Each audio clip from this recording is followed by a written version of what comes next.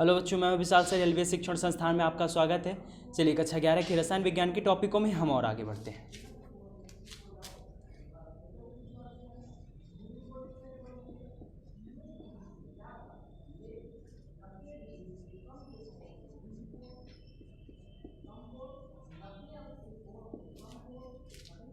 चलिए, तो class first year में हम लोग केनाल किरणों के विषय में पढ़ रहे थे, है ना। क्या पढ़ रहे थे? केनाल किरण तथा प्रोटॉन की खोज।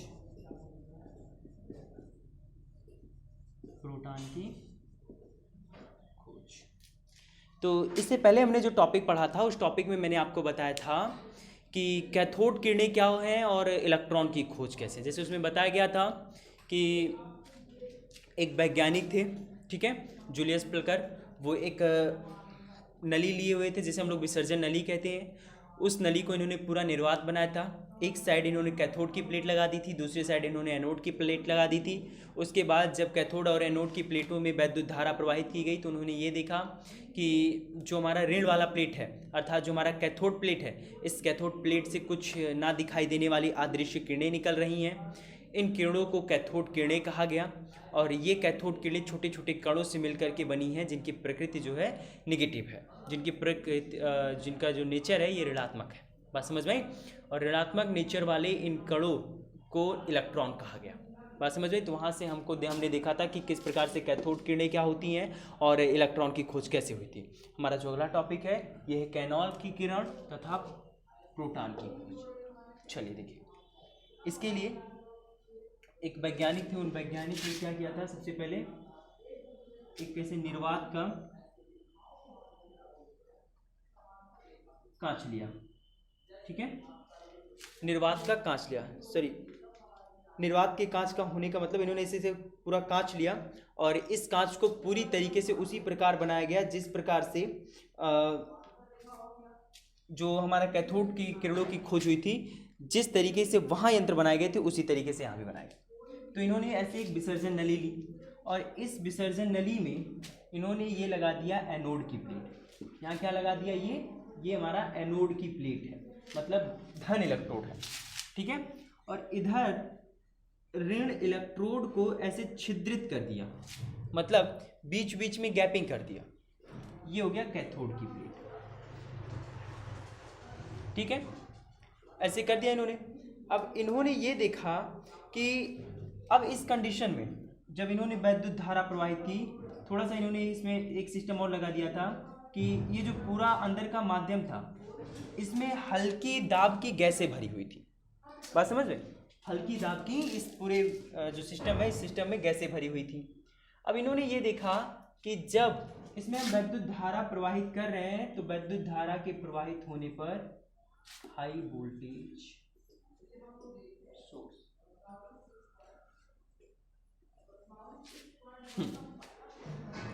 अब इन्होंने जब इस नलिका में वैद्युत धारा प्रवाहित की तो नलिका में वैद्युत धारा के प्रवाहित होने से इन्होंने ये देखा कि ये जो कैथोड है, कैथोड की प्लेट से तो वो कैथोड किरणें निकल रही थी, ये कैथोड किरणें निकल रही थी, लेकिन साथ ही साथ ये जो छिद्रित भाग है, इस छिद्रित भाग से पीछे की दिशा में भी कुछ किरणें निकल रही थी।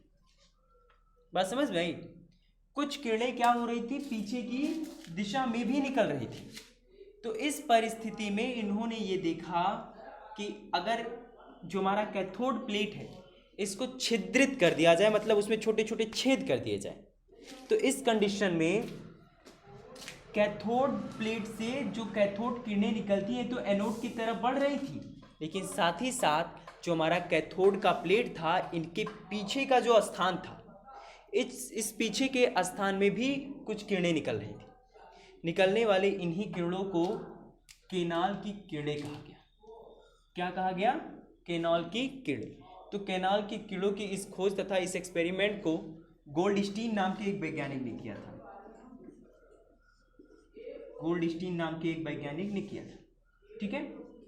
आगे चल करके जब इसकी प्रकृति के विषय में पढ़ा गया, इसकी प्रकृति के विषय में देखा गया, तो एक वैज्ञानिक थे जिनका नाम था डब्ल्यू वाइन।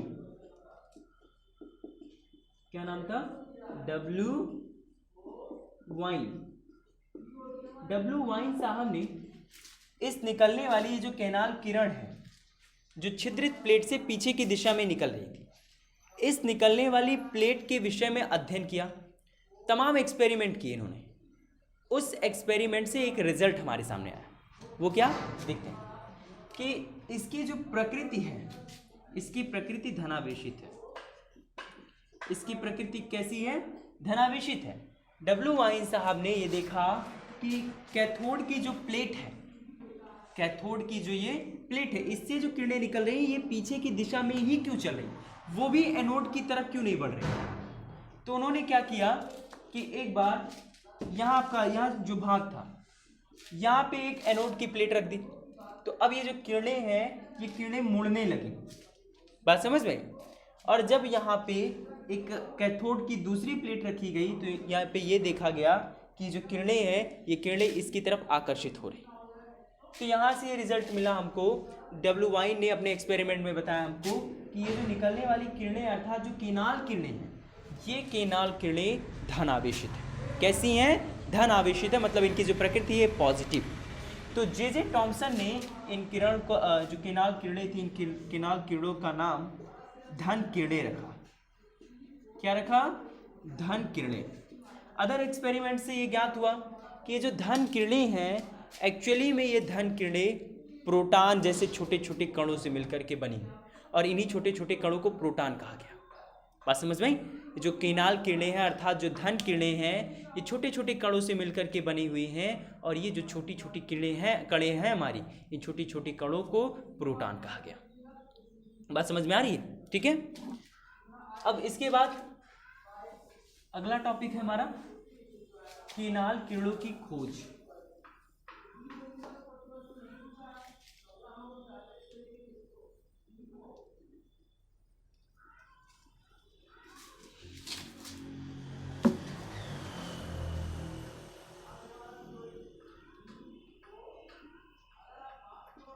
धन किरणों के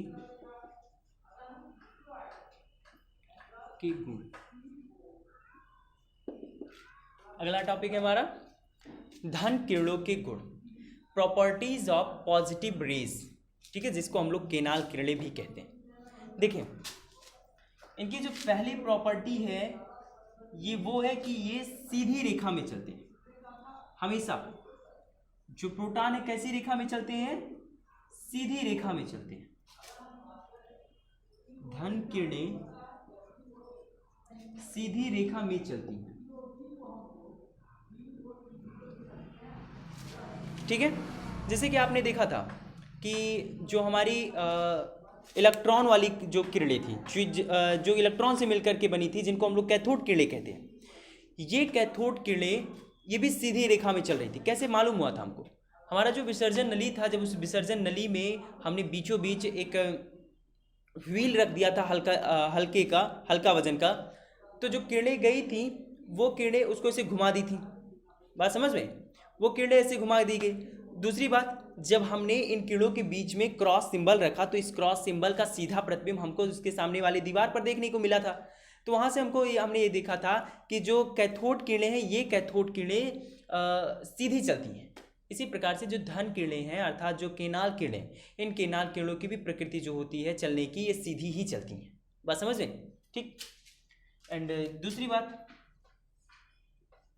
कि धन किरणें वैद्युत तथा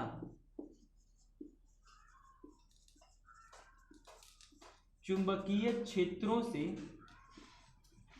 प्रभावित होती है। क्षेत्रों से प्रभावित होती हैं। इसका मतलब क्या है? देखिए, इसका मतलब ये है कि अगर हम निकलने वाली धन किरणों के मार्ग में कोई धन आवेशित कण रख दें या कोई दूसरा धन आवेश, ऐसे समझिए कि अगर धन किरणों को हम किसी वैद्युत क्षेत्र में रख दें, ठीक है, किसी वैद्युत क्षेत्र में रख दें, और उस वैद्युत क्षेत्र में अगर कोई प्लेट पॉजिटिव है तो धन किरण वहां से प्रतिकर्षित होती है। बात समझ में, वो अपने मार्ग से मुड़ जाती हैं। लेकिन अगर वहीं पे कोई ऋणावेशित प्लेट रख दी जाए तो धन किरणें उसी की ओर चलने लगती हैं, तो ये वैद्युत क्षेत्र से प्रभावित होती हैं। बात समझ में आई। और चुंबकीय क्षेत्रों के विषय में बात करें, अगर किसी चुंबकीय क्षेत्र में हमारा कोई धनावेशित कण आ जाता है तो देखिए, अगर चुंबकीय क्षेत्र में कोई धनावेशित कण आ जाता है तो इसके बहुत सारे व्यवहार हो जाते हैं।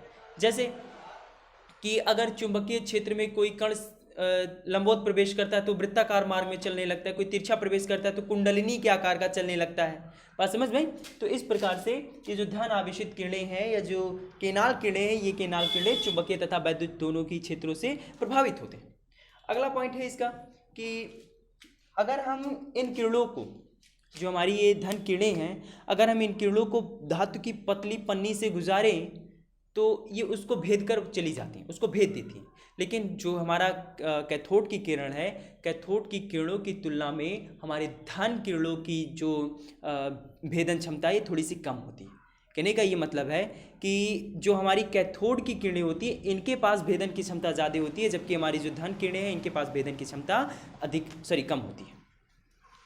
ठीक, तो भेदन क्षमता के मामले में धन किरणों का मान जो होता है कम होता है। ये मतलब बहुत तीव्रता से नहीं भेद पाती हैं जितनी तीव्रता से हमारी कैथोड की किरणें भेद लेती हैं। ठीक है। अगला गुणधर्म है इसका कि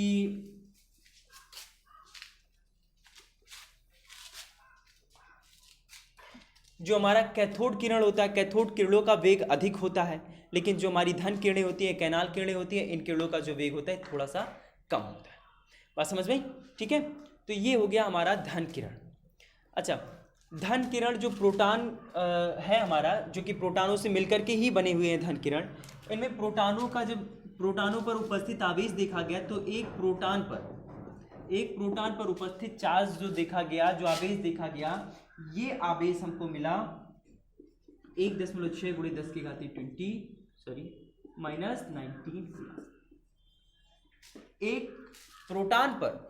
मतलब जैसे जो हमारे धन आवेशित कण ये ढेर सारे प्रोटॉनों से मिलकर बने हुए हैं, तो इनमें से जो हमारा एक प्रोटॉन था, किसी एक प्रोटॉन पर जब हमने उपस्थित चार्ज देखा तो उस पर चार्ज की वैल्यू हमको कितनी मिली?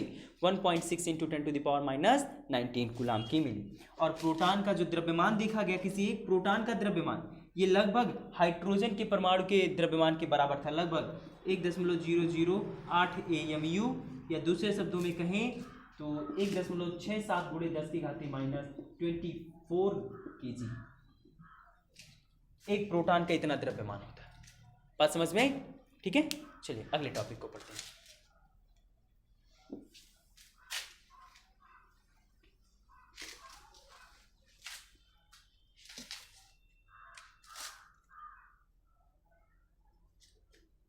अगला टॉपिक है हमारा न्यूट्रॉन की खोज।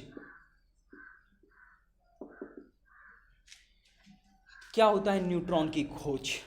चलिए देखते हैं न्यूट्रॉन क्या है। ये सारी चीजें हमने परमाणु में पढ़ ली, प्रोटॉन क्या है पढ़ लिए, इलेक्ट्रॉन क्या है, सारी चीजें आपको पीछे पढ़ाई जा चुकी। अभी हम टॉपिक पढ़ रहे हैं अपना न्यूट्रॉन की खोज, मतलब न्यूट्रॉन को कैसे खोजा गया। बात समझ में? तो देखिए किया क्या गया, न्यूट्रॉन की खोज करने के लिए अल्फा कण लिया गया। कौन सा कण लिया गया? अल्फा कण। इस अल्फा कण को बेरिलियम एक तत्व होता है बी, इस पर बमबारी कराई। तो जब अल्फा कण की बमबारी बेरिलियम के इस तत्व पर कराई गई तो हमने ये देखा कि कुछ किरणें निकल रही थी यहाँ से, और ये कण विद्युत उदासीन थी। ठीक है, तो जब अल्फा कणों को बेरिलियम पर बमबारी कराई गई तो वहाँ से ये देखा गया कि इस बमबारी के दौरान एक भेदी किरण निकल रही है। ठीक है, ये जो भेदी किरण होती है, इस भेदी किरण के विषय में जो एक वैज्ञानिक थे जिनका नाम था चैडविक। ठीक है, चैडविक साहब ने इस भेदी किरण के विषय में जब अध्ययन करना शुरू किया तो इन्होंने ये पाया कि जो न्यूट्रॉन होते हैं, न्यूट्रॉन एक उदासीन कण है। बात समझ में आई? ठीक है, तो भेदी कण के विषय में इन्होंने बताया कि ये एक उदासीन कण है और इसका नाम जो है न्यूट्रॉन रखा। तो न्यूट्रॉन की खोज कैसे हुई थी?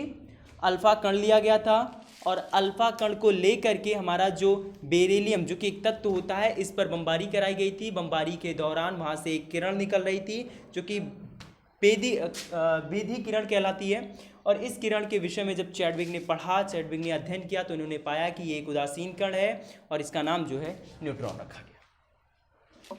ठीक है, अब इन सब टॉपिकों के बाद हमारा टॉपिक आता है परमाणु को लेकर के। चलिए देखते हैं। अब टॉपिक है हमारा परमाणु क्रमांक।